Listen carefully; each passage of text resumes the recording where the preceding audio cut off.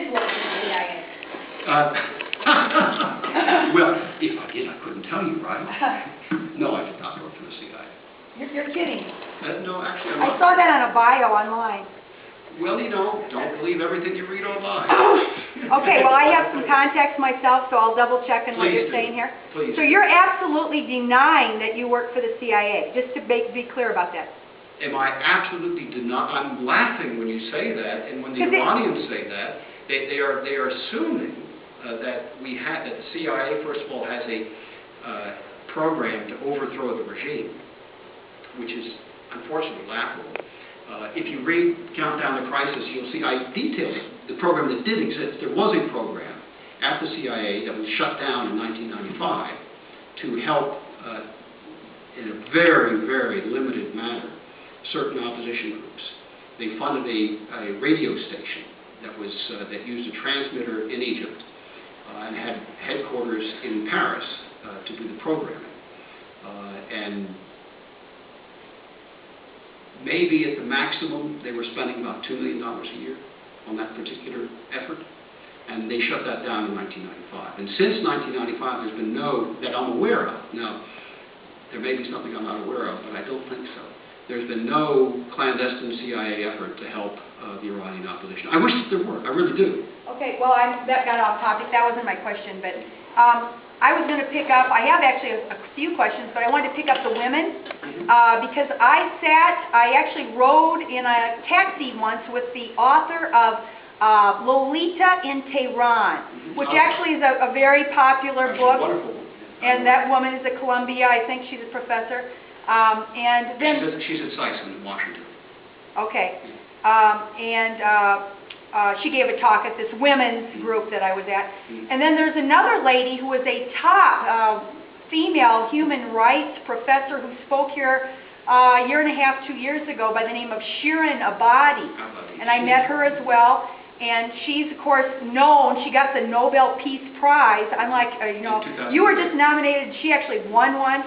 And both of these women are not advocating the scare tactics that you're talking about, or the idea that we have to use a military option. They're very much. Hold on, just a second. They're against pressuring. I don't think that I mentioned the military option in any of my talk at all tonight. Okay, no, you're talking about divestment, but to the extent that you're divesting from using. Well, you said what would we do, and your answer was divestment so far. But when you were talking earlier, and of course the gist of your slideshow is that we do need to take some kind of action and be worried, whatever.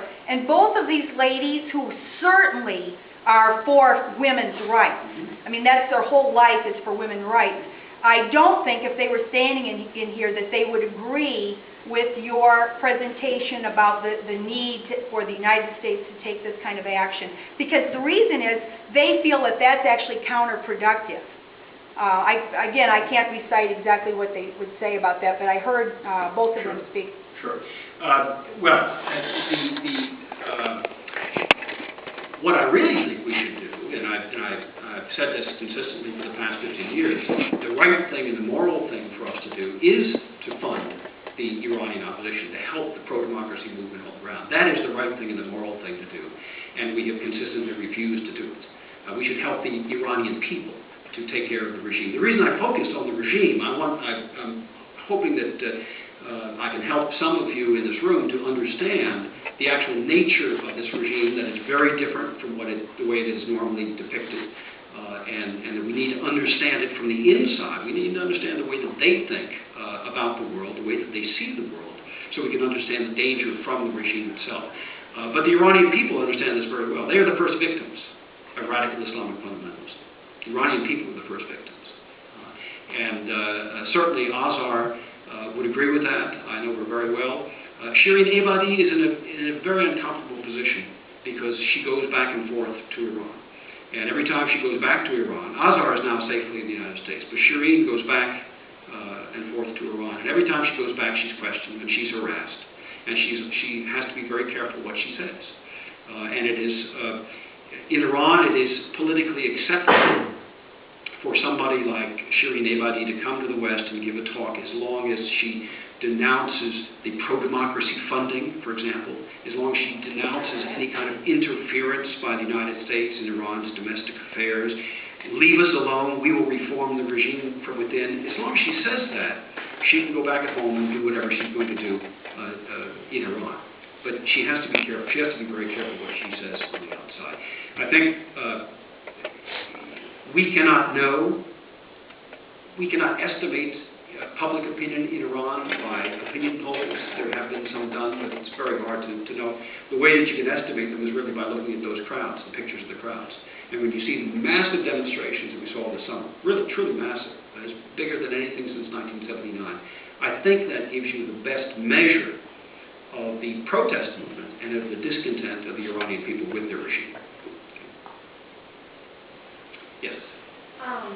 Doesn't it bother Iran at all that Israel is surrounded by Muslim countries and if Iran launched a nuclear bomb on Israel, the countries surrounding Israel would probably be damaged too?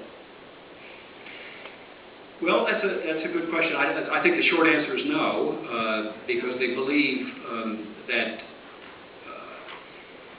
as Rafsanjani mentioned in the book that I showed you from 2001, if there is a nuclear exchange between Israel and the Muslim world wins. So if there's some casualties, it doesn't matter, because they ultimately win, and they have ushered in the victorious reign of the 12th Imam. Now, are the Iranians actually going to do it? I can't tell you that. I don't think anybody can tell you that. I can tell you this for certain, is that there is a debate within the regime, and I know this from sources inside the regime, on whether they should test a weapon or whether the first test should be over Tel Aviv. There is that debate. But it's at a very top level, and it's being kept very close hold. Where are they going to come out on that decision? I can't tell you.